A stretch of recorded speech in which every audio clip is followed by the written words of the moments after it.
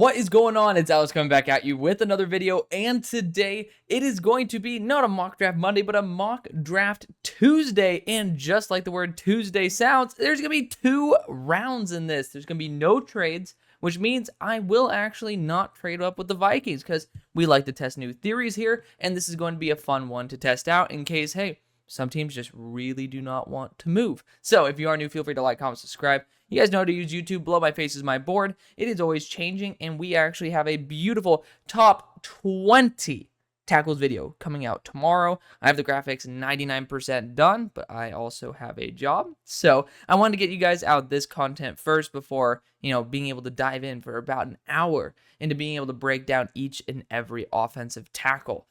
Let's get right into this. So starting out with the number 1 pick, let's not waste our time here because we all know what this is going to be. This is going to be Caleb Williams. It is what it is. We know the top 3 picks are going to be essentially quarterbacks. Let me put that straight. So the question is, what's the order, right? Then you got Jaden Daniels, Drake May. Now, when you analyze what the Commanders are as an organization, their coaching staff, their system, Jaden Daniels is more the likely option. He's a higher floor player than Drake. Drake has those inconsistencies. I've been talking about it all year. I'm not a quarterback guru. I will lean into guys like the QB school who I do trust a slightly more than myself because I'm still going to trust my eyes, of course, but I still want to be able to see things at a higher level. So when I listen to guys like QB school and former quarterbacks saying, hey, not a huge Drake May guy because he's not making the easy throws, I think the NFL tends to lean towards guys who have been able to play that position. And there are a lot of simple mistakes on Drake May's tape. There's a lot of beautiful plays on his tape as well. So this isn't a Drake May shitting session. It's just saying let's go into the logic of the Commanders at pick 2. Jaden Daniels also a little bit more similar to what Cliff has had in the past in his offensive systems. So Jaden with that mobility, not saying Drake is immobile by any stretch, but Jaden, one of his primary attributes is his mobility. This is going to be perfect. And the Commanders, the only reason that I'd be worried for Jaden is because he's a little bit slender, right? He makes some stupid mistakes, needs to be a little bit more risk averse in terms of contact. Doesn't do that necessarily. But this isn't the best offensive line. However, this class it might be the best tackle class I've studied. And even though I have a top 20 video, I've studied 30 tackles in total. There are still a couple guys who I still deep down think could get on rosters. It's insane. It's actually insane. Granted, some of those tackles I think should be guards, but that is a story for when we talk about that. Regardless, Jaden Daniels is a better scheme fit. He's a little bit higher floor. And, that mobility is going to be a massive asset in a Cliff Kingsbury system. The Patriots are going to be going Drake May at pick 3 because I think this organization does have time to work out the little details. JJ could be that pick, but I'm sensing a Mac Jones thing here. And I don't know if JJ's actually going to go, this high. He could because, we're seeing it with the Vikings. They're gearing up for a trade up, right? But for the time being, let's go for Drake May, and let's assume that JJ doesn't necessarily have to go in the top 3 or 4. But if the Cardinals have to stick and pick, the smartest thing to do is to go after Marvin Harrison Jr. I love Malik Neighbors. Y'all see it on my board. They're number 5 and 6. And that's not because I think that they're worse than respectively other people have on their boards, because I love them. I love both of them. There's a receivers video out describing exactly who they are. But when you look at the Arizona Cardinals, I believe that, the reason they're on my board like that is because I have just players I love to death. You just need to go after one of these 2. And Marvin Harrison's a little bit more complete. He's been super consistent. If I'm not mistaken, I saw this factoid the other day. There hasn't been a back-to-back 1,000-yard Ohio State receiver. I don't know if it's been in history or something, but Marvin Harrison did back-to-back 1,200-yard seasons. That's pretty damn awesome. And he is a special player. NFL lineage, obviously his father's damn near Hall of Famer. If not, he might even be in the Hall of Fame. It's slipping my mind at the moment, but Marvin Harrison Jr. could be a Hall of Famer. There's a video I tweeted out, or not tweeted out, but put in my Discord, so feel free to go check that out, where I had a rep of him versus Joey Porter Jr. before the 2023 draft, and I said 2 Hall of Famers. Could be the case. So excited to see what he does there. At pick 5 for the Chargers, there is rumors that Joe Alt will be this pick. We'll talk about it tomorrow, but I'm not fully sold on Joe Alt being like a Hall of Famer. I think he needs to work with the power in his game. I think he leans forward a little too much and run in the run game, and that does lead to him sometimes eating shit by falling on his face, right? Malik Neighbors complements that receiving core arguably better than Marvin Harrison would. So I think this team certainly should take a shot on Malik.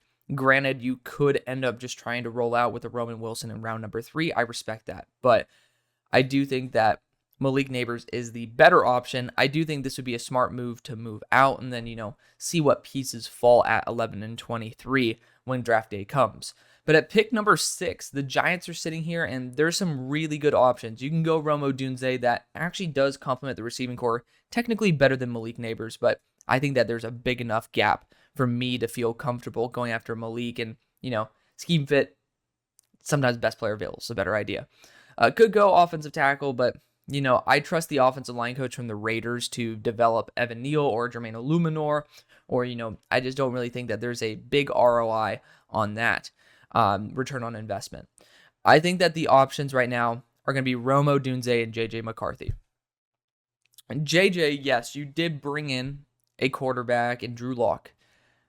It's not going to stop me from going after a quarterback. Let me just put that out there. It's not going to. And JJ McCarthy is essentially Daniel Jones with a higher ceiling. And I'm not saying that because I'm spouting out, media BS. I'm going to be honest. I have JJ McCarthy in my 50s. But that's still, for a quarterback on a team like the Giants that has the ability to sit him at least part of the year, it shows that this is a really good landing spot for him. And if I were doing a Giants exclusive board, I'd probably have him top 10 because I think that he has all the strengths that Daniel Jones has. He makes the easy throws. He keeps an offense in rhythm. He has good mobility. And, he's a little bit iffy, but he does have that it factor to him. He does have that high level play. And that is something that I haven't really seen from Daniel Jones on a consistent basis. So I do think JJ McCarthy is in the books for the Giants. I think Romo Dunze would be a smart move, but you also have some really good options in round number 2 to go after wide receiver. That being said, this is my mock draft. I needed to throw that idea out there, but I'm going to be going Romo Dunze because deep down at pick 47, I might be able to get Michael Penix. And I'd prefer to solve something I have yet to be able to get remotely close to solved, which is a true wide receiver 1, and take a shot on a QB, than leave a vacancy and try to get cute by filling in something that, I have not shown competency to fill. But still good to have that discussion. Pick 7 for the Titans. I hate to just be the guy who throws Joel in there, but he is the best tackle in the class. Spoiler alert for my number 1 tackle, but it's not really that big of a spoiler because you can see my board below my face. And it's not going to change much. At pick number 8, though, for the Atlanta Falcons, this is a prime opportunity for a team to trade out. I love the Falcons trading out. Not very far. Let me make that clear. Not very far. That's where I was comfortable when, I had Arizona dropping to 11. For example, if the Chargers drop to 11 and Romo Dunze's here, I think this is a great opportunity for a 3rd-round pick move up for the Falcons to get that very high 3rd-round pick and still get a top-tier edge rusher or corner, but, their free agency acquisition in King, it might mean that they're not going to put as big of an emphasis on corner because they're going to test out some theories before investing a top 10 draft pick into it. I am going to be the boring guy, and I'm going to be going after edge rusher here because sometimes it's okay to go after the best player on the board, which to me is technically Terrion Arnold, or actually Brock Bowers, but I'm going to be going at Dallas Turner. He has the freakish athleticism. He actually is essentially an upgraded Byron Young that Raheem Morris had last year. So I trust Raheem to be able to get the most out of his guys.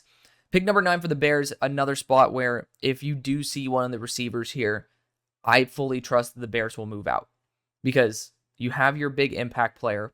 This is a team that now can take extra draft capital because you have 4 picks. That's not good, to be able to fill out the rest. But pick number 9 for the Bears, it really is wide receiver, edge rusher. That's pretty much what you need. And I will be going after an edge rusher here. The question is which one? After watching over the Senior Bowl reps, man, Latu, I didn't give him enough credit. I've actually boosted him to my edge 3. So for all those people like absolutely losing their marbles over me having him as my edge 4 because I just love Marshawn Kneeland, you get to win. Congratulations. Now, it hasn't dropped Kneeland. Technically, I rose both of them up my board. But Latu's preparation for the game is pretty damn special. If the medicals clear out, which I assume they will, fingers crossed, then Latu certainly could be the prime option for the Bears. I don't think the Bears need somebody who's going to be like someone who pushes the pocket. I think they need someone who could be that guy to get quick wins and get those pressures. And if you need a day one impact, it's him or Jared Verse, obviously. I want to test out a new theory. I'm going to go after Latu before Jared Verse because there's a recent video that Jared Verse put out of him doing some agility drills, and my guy has some stiff hips. Like, I would not be putting that out there, like trying to flex to the world. Like, hey, my hips are stiff. Like, that's just not my type of thing. Technically, also at pick 8, I could have went after a quarterback and JJ, but they're in a win now window, so got to address that really quick. At pick 10, technically, you could also go JJ McCarthy here. I'm not going to. By the way, watch this. We're still going to get JJ McCarthy to the Vikings. I didn't even think about it. Again, this is a live mock draft in case you guys are new to the show as well. So I'm not forcing anything to happen. I have no idea what's going to happen. And that's what kind of makes it exciting for me as well as it is for you.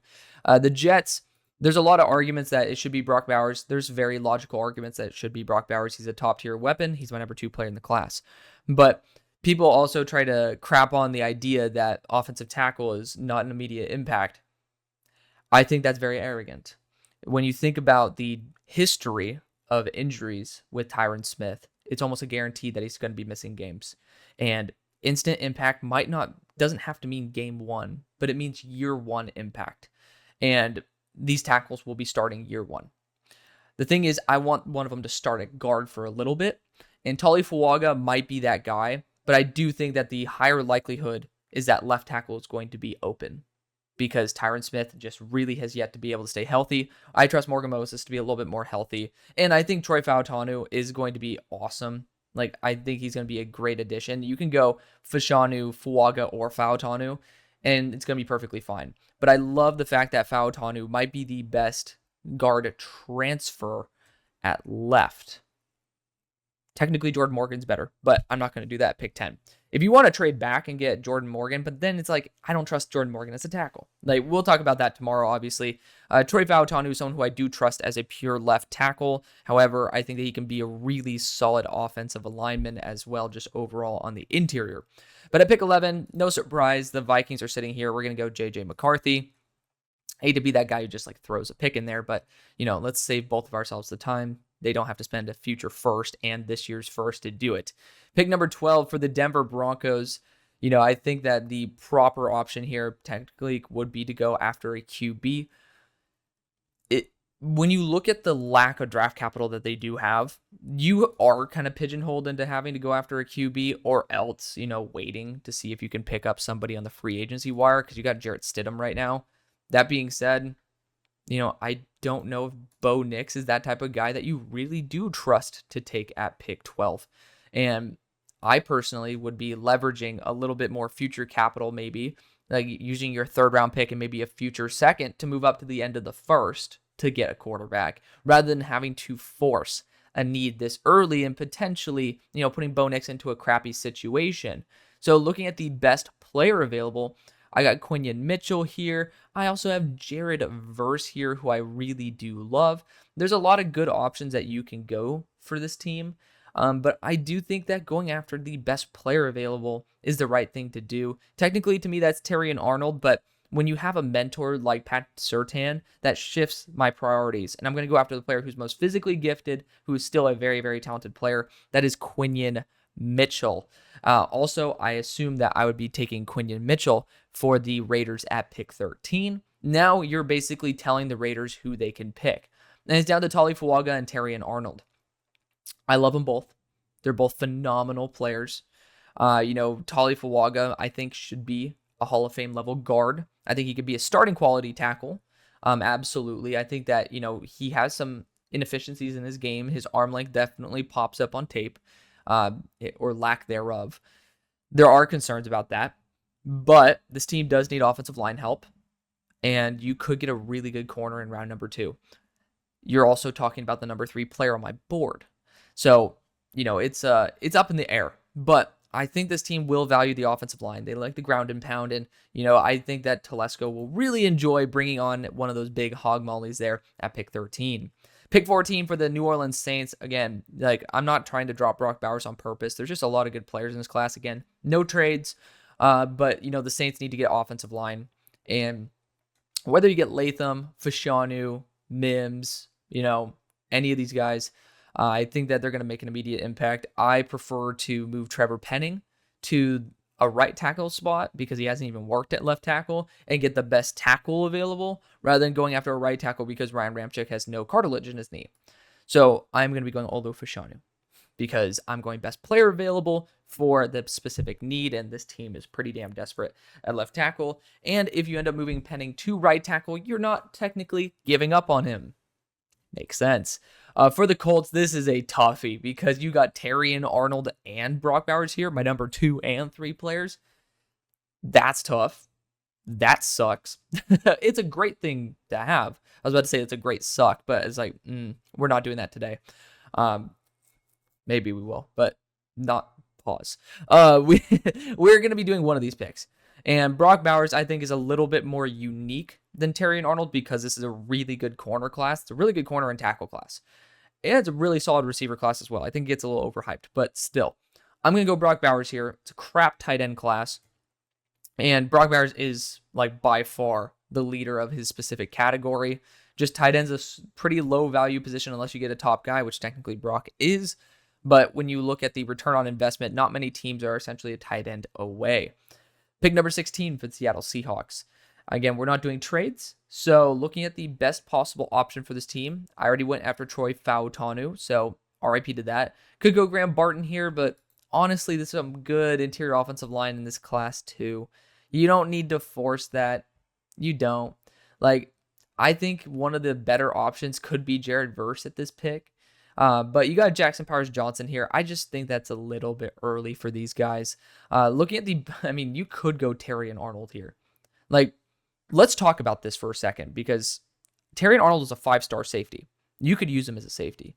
But also, we saw a massive regression to Tariq Woolen to the point where is it Flowers? No, I'm thinking about the Colts.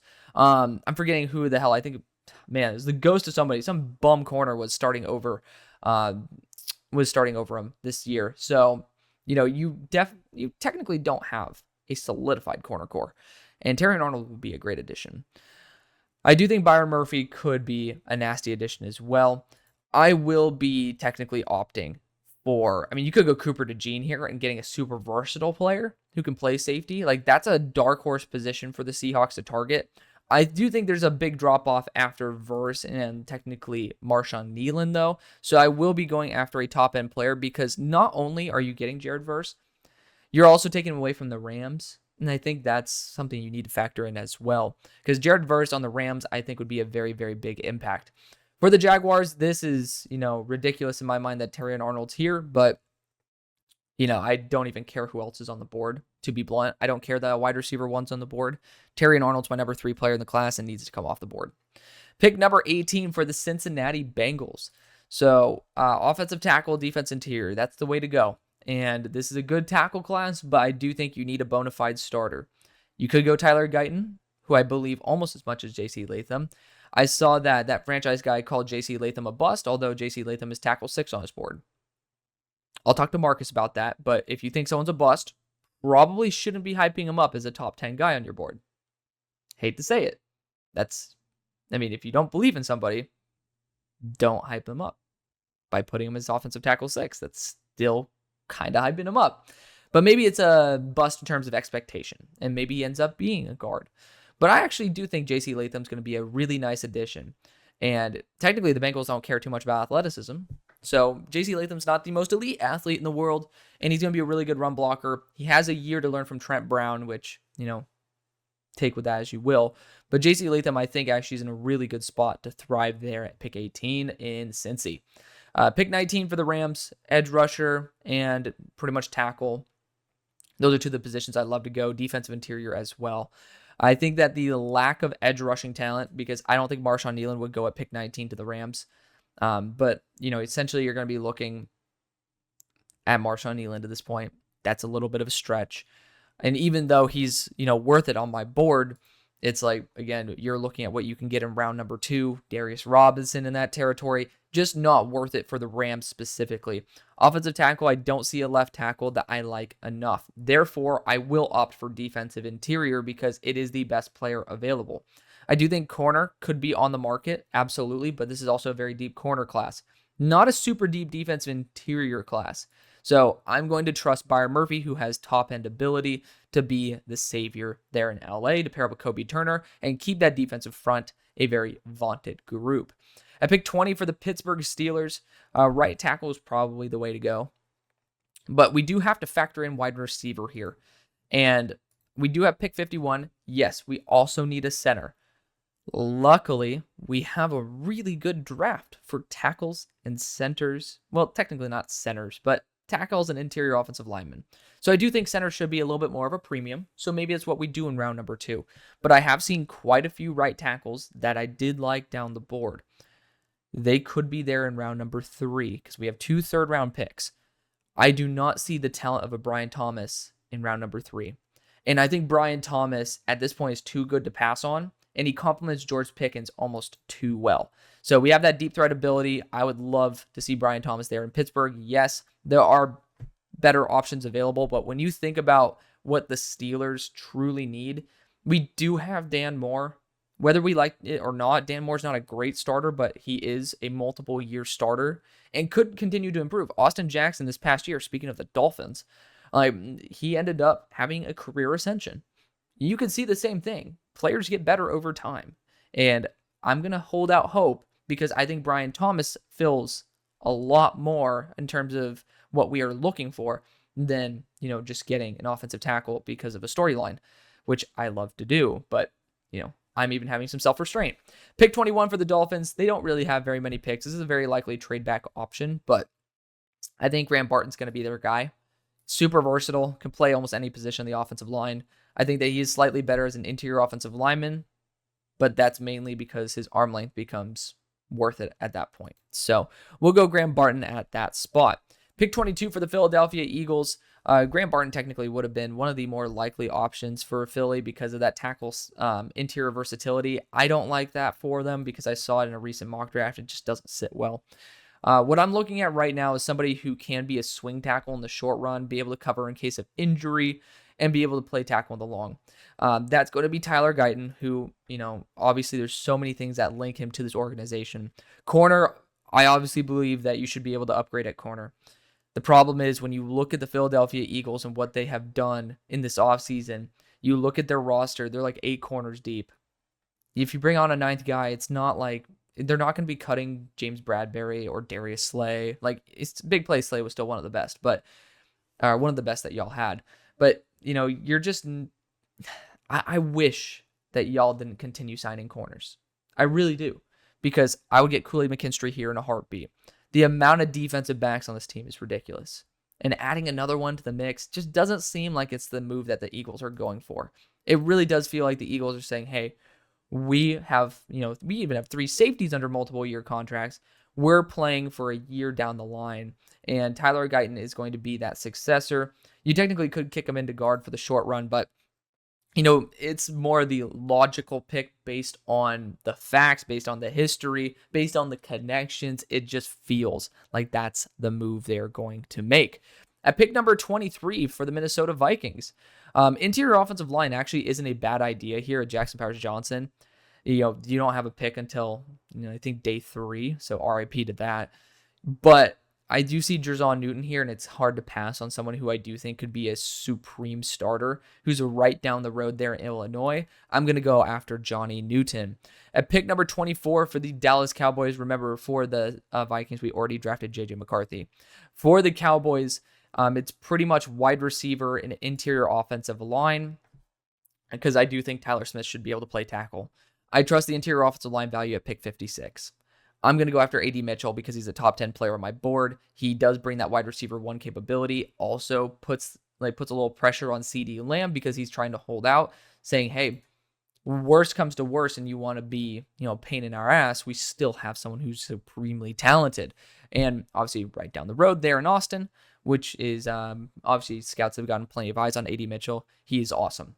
Pick number 25 for the Green Bay Packers.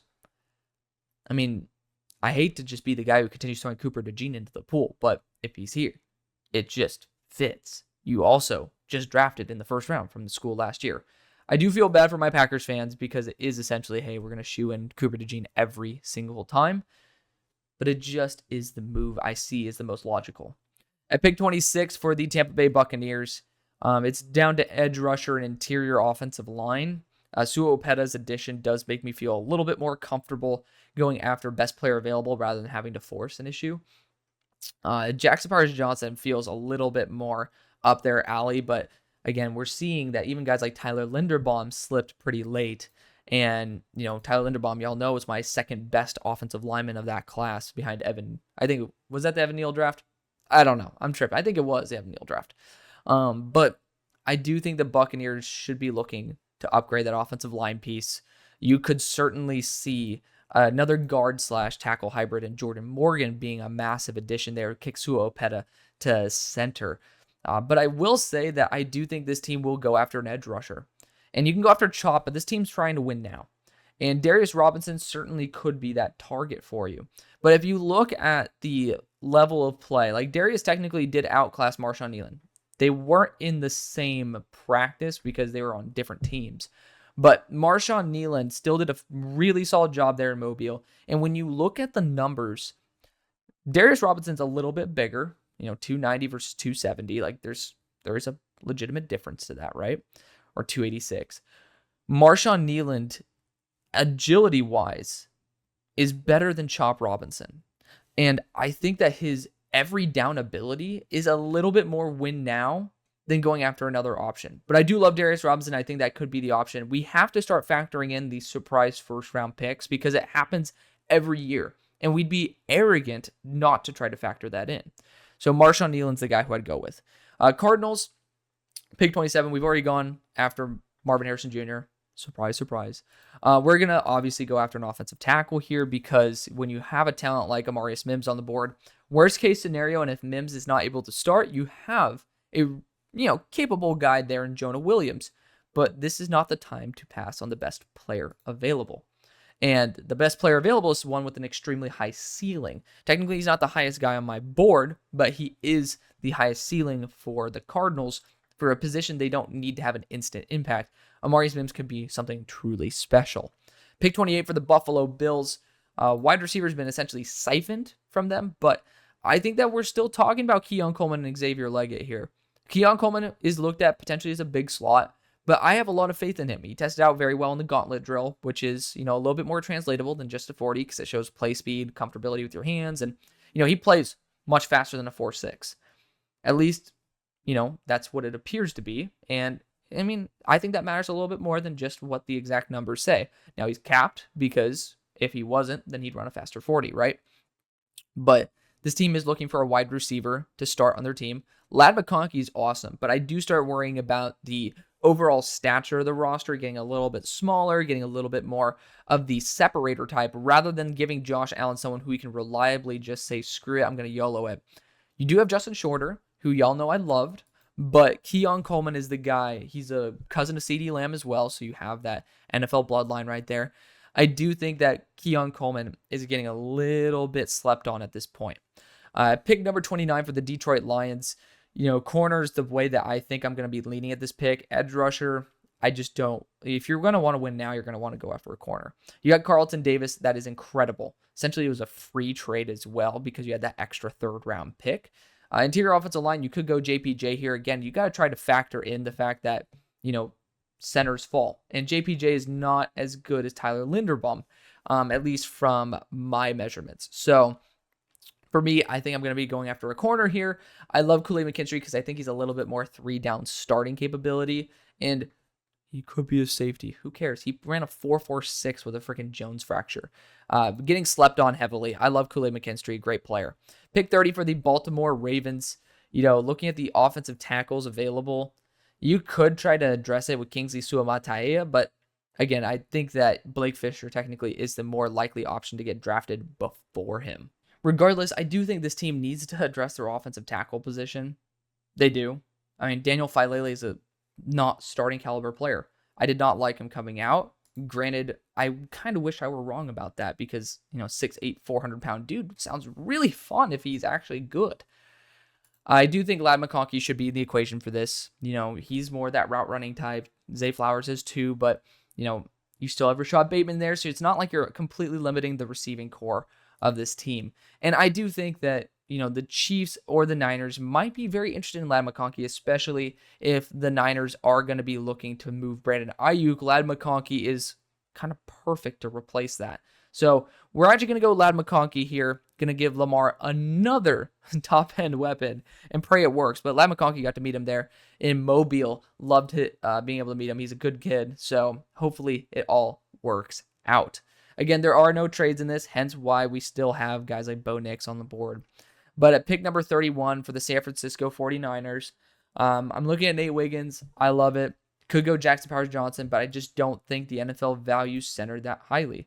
I could talk about, again, that right tackle spot. Blake Fisher is certainly in the equation, and I think he could be a sneaky first-round pick. But Nate Wiggins is honestly too talented to pass on anymore. He's one of the smartest, if not the smartest, corners in this class, and he's just a really good coverage guy, just a bit on the light side. Great athlete as well. At pick 32 for the Chiefs, I would have selected Nate Wiggins if he ended up slipping to us, but, this team doesn't need that many things. You could talk about wide receiver absolutely with, what happened with Raw. Hopefully that doesn't change or doesn't actually affect y'all's roster in the long run. Knock on wood, Raw learned his lesson from one big-time mistake. But Xavier Leggett's the guy who I'm thinking of at this point. You get that 4.4, 4.3 speed at 6'1", 220, and he's really good after the catch. He does bring a new element to this offense that you don't necessarily have on roster. Pick number 33 for the Carolina Panthers could actually go Jackson Powers-Johnson here. You have Austin Corbett listed as a center, and there's been a lot of receivers that have come off the board. You don't want to force a pick, right? And I actually might go after that because I do think there is a bigger drop-off to that next center. And I think this team, new organization, essentially, they're going to continue to want to protect Bryce. I don't trust Austin Corbett as a pure center.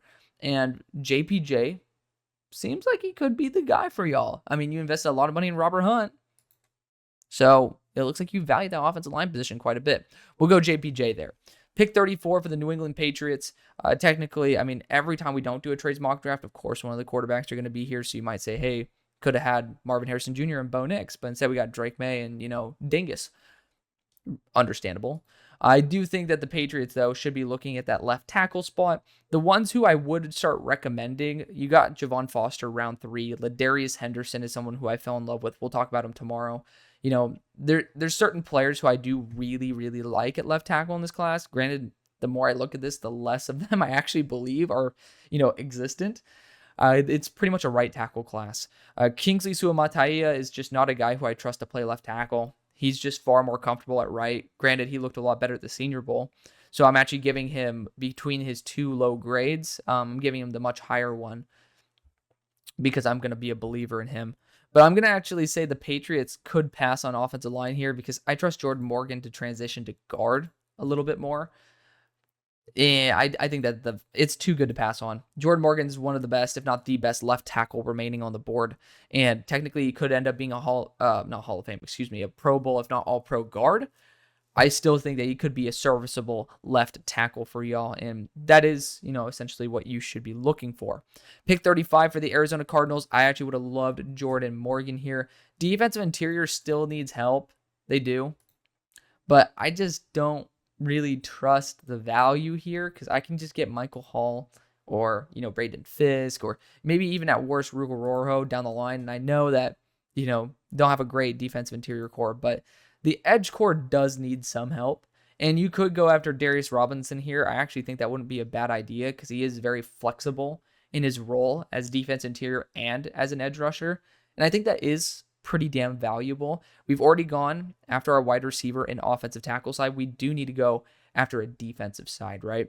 And, I will trust the corner value down the board a little bit more than the edge rusher value, because I think there is still a pretty big vacancy at edge next to B.J. Ojulari. So Darius Robinson will be the pick, robbing him from the Commanders, because I actually love the fit to the Commanders.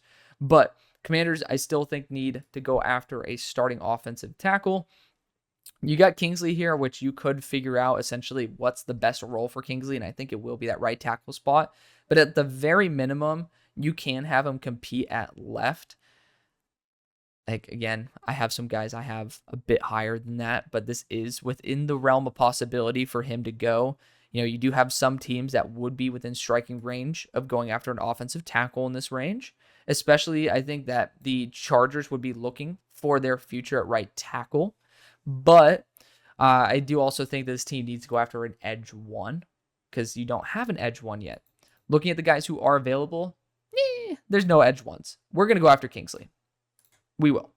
I trust Kingsley because of that versatility to allow me to choose the best tackle left or right later on.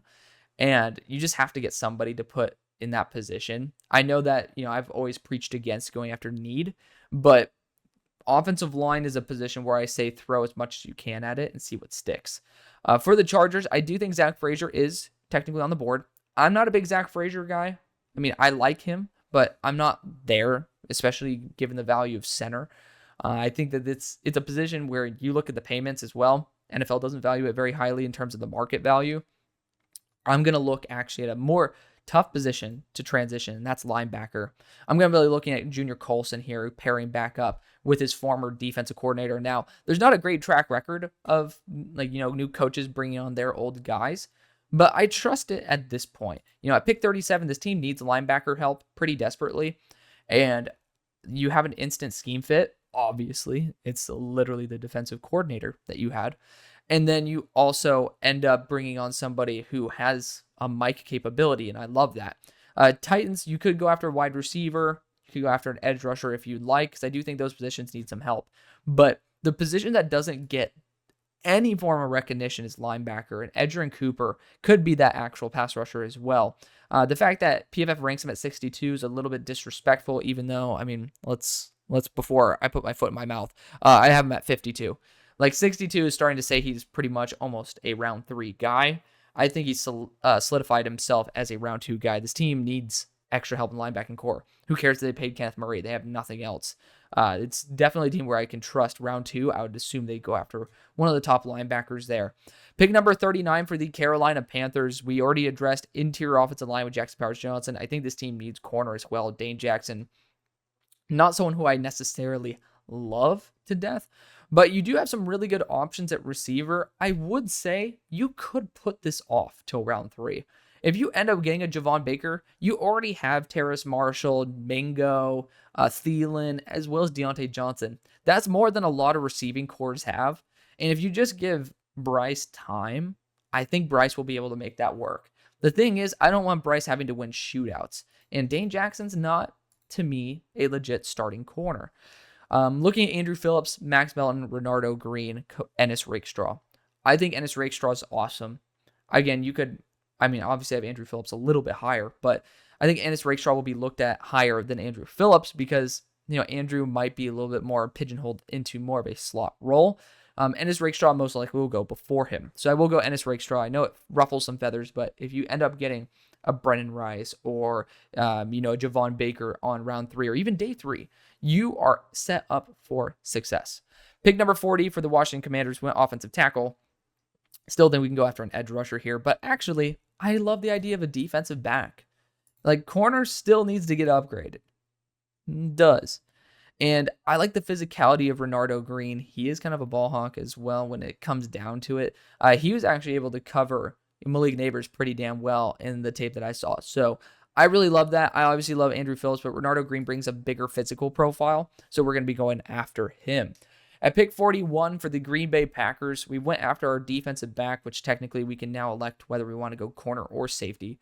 But, Keely Ringo technically was faster, bigger, stronger as well than Cooper DeJean, and he fell because people thought he was a safety.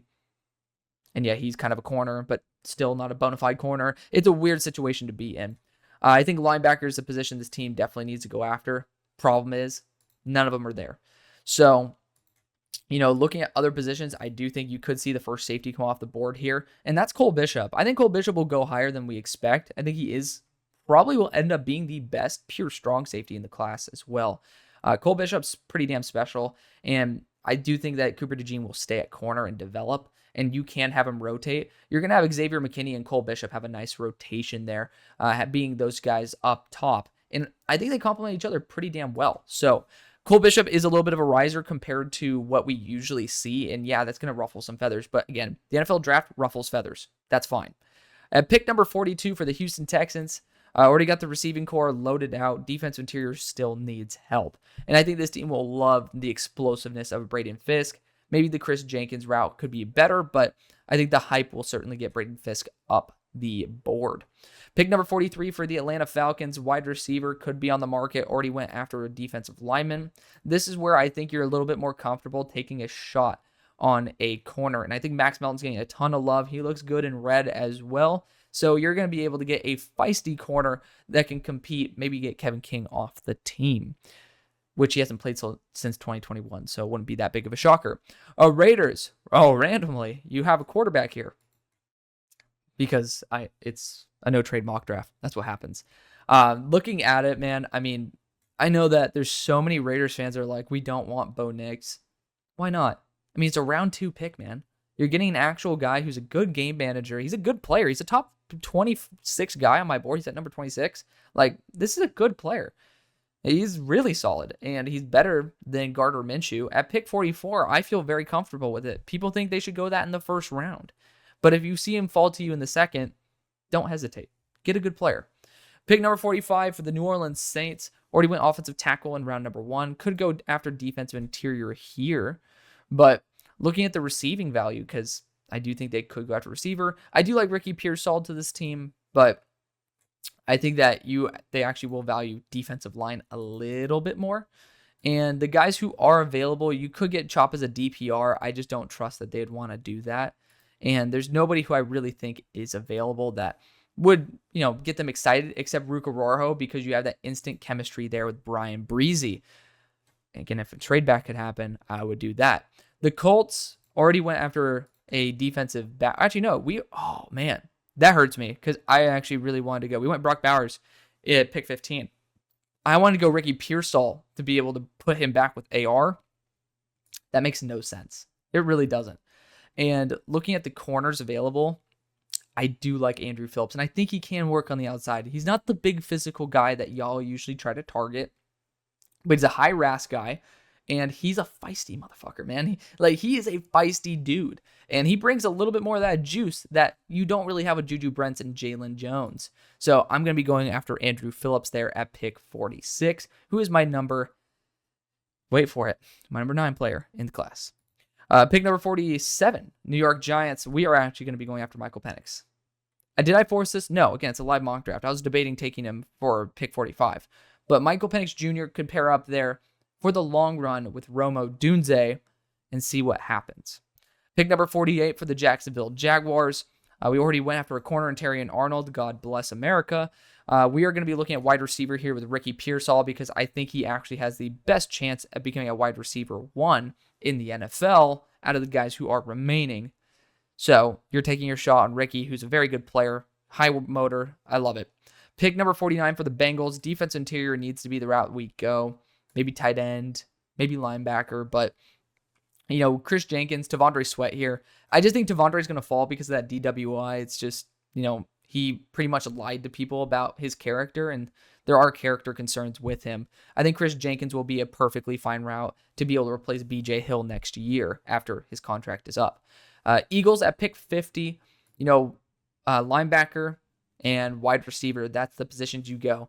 You got Xavier Worthy on the board. I don't think he's a threat to be taken with these next picks, but, there's not really many positions that I really worry for the Eagles, but I do think edge rusher is one of those positions. And I know that people get pissy about Chop to this team. I don't know why fully. I know that y'all have explained it, but it's like, Chop Robinson at this point, you do have essentially 2 DPRs. I get that. But when you look at the respective value compared to the other options on the table, the only other guy who I'd trust is Braylon Trice, who showed me that I shouldn't trust him because he didn't play at his own weight at the combine. So I will be going chop because I think this team needs a contingency plan after next year. You won't have BG or Sweat. So you will essentially be down to Huff as well as Nolan Smith. Chop Robinson will be a good addition. Pick number 51 for the Pittsburgh Steelers. We went after a wide receiver in round number 1, Brian Thomas. Hot take. Jesus, I love this. Blake Fisher here in round number 2.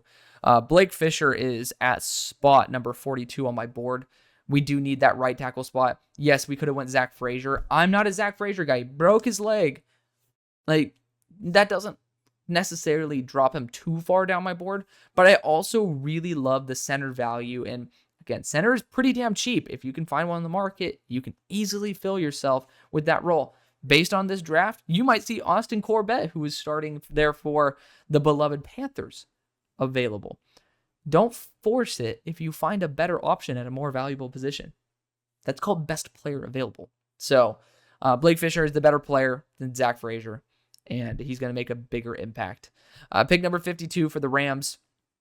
Went after a defensive interior in Byron Murphy in round number 1.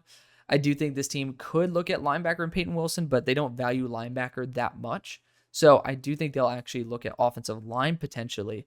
And developing Karan Amagaji, that could be the move that they love the most. But I think I got to go edge. I think you just got to double dip at defensive line, man. And I think this is a spot where they trust Braylon Trice because regardless of what he plays at, the talent is still there. Like I could have said the same for the Eagles, but for the Rams specifically, if I had Chop available at 52, I'd start debating it. Braylon Trice, he's going to be more of a day one impact. Chop Robinson, you're essentially taking a risk on him not developing, but I do trust with Bryce Huff, Josh Sweat, that Chop can develop. Braylon Trice is going to be the pick there for the Rams. So they're going to overhaul their defensive line. Pick 53 for the Eagles, wide receiver 3 all day, every day. Xavier Worthy it is. It's basically an upgraded Paris Campbell. Pick 54 for the Cleveland Browns. Defense interior could be the route that they go. They don't really care, apparently, about the law. That can ruffle some feathers, too. Because I could just go Tavondre for that reason. But, I think that they've done a pretty good job patching holes. And I'm just going to go Peyton Wilson. It's worth taking the risk. You could see that they end up with contract disputes going a different route and going defensive back there. But I think Peyton Wilson's BPA. At pick 55 for the Dolphins, you could go after a wide receiver here. Xavier Worthy, if he were there, would have been the pick for me. But I just don't really think you need to force one at this specific point. Defensive interior-wise, you have Michael Hall available. I think that's actually someone who will be going higher than what people expect. He's super duper explosive, and he's even schooled some of the best in the game like Joe Alt. So the fact that he's ranked 104 is kind of ass. I don't understand that. It's a little bit disrespectful in my opinion. So to be fair, I could go Zach Frazier here. We could double dip. Let's double dip. Zach Frazier, Graham Barton, might as well. Go BPA. Don't force the need. Pick number 56, Cowboys. I'm sorry, I just kicked you right in the nuts. That would have been, y'all got excited. I apologize for that. However, I do have some really good consolation prizes here. One of those being Cooper Beebe. And I think that's the route I will go. But he's not super duper athletic necessarily. I mean, he's more athletic than what he seems on tape. Like testing wise, he looked great. Could go Christian Haynes here for sure. I'm actually going to go Cooper Beebe because he's a true left guard as well. I think he'll be actually a really damn good Cowboy. Pick 57 for the Tampa Bay Buccaneers. Went after an edge rusher in round number 1. Here in round number 2, you could go after the linebacker route. I just don't trust the linebacker class. Tight end certainly could be. This is where you see one go. I do think this is where we see potentially the first running back go. I do also trust Sean Tucker, though. Just saying. It's a tough position. It's a tough spot to go with anybody specifically. I'm actually going to go Christian Haynes and put Suopeta to guard, though. Pick 58 for the Green Bay Packers. We went Cole Bishop as well as Cooper Beebe. Just kidding, Cooper DeJean. I, at this point, think that they will be looking for developmental offensive line. And Karan Amagaji is literally what the Packers love to go for. He's a high RAS guy. Technically, he hasn't tested, but you look at him on tape, he's a really athletic dude. And he's going to be developmental for a year. Rasheed Walker, you probably won't want to pay him coming up. So this is going to be a little bit more of a realistic pick. Linebacker, it's just, again, there's nobody there. Pick number 59 for the Texans. We've already went defensive interior. I think this is a prime opportunity to go after a corner and a good starting corner as well. There's a lot of really talented players on the board. I think one of them that doesn't get enough love is Jarvis Brownlee Jr., who's a freaky dog there out of Louisville. He is number 39 on my board. Pick 60 for the Bills. Could go after another receiver here because there's some good ones on the board. I'm not going to.